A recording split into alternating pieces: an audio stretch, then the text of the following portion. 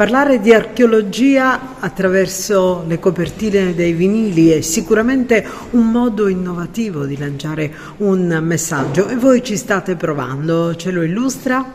Sì, si tratta di una mostra patrocinata dal Parco Archeologico e Paesaggistico della Valle dei Templi, archeologia a 33 giri, vinili da museo. L'idea è proprio quella di utilizzare uno strumento di comunicazione museale nuovo, ovvero sia le copertine dei vinili, per raccontare l'archeologia. E faremo questo, racconteremo l'archeologia dalla preistoria al Medioevo attraverso le immagini dei reperti che sono raffigurate proprio sulle copertine di vinili anche importanti, di dischi che hanno fatto la storia della musica in generale. Prego. Avete chiaramente un lavoro anche di scelta non indifferente perché ci sarà tanto materiale in merito.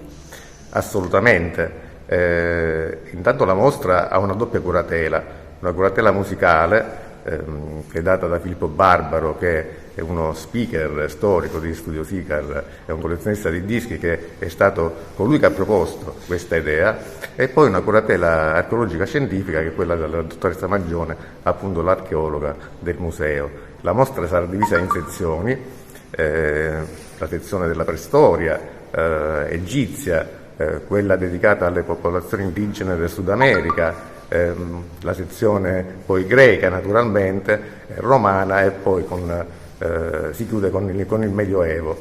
Quindi veramente un racconto che mette in relazione l'antico con il moderno e che speriamo possa suscitare l'interesse e il favore del visitatore.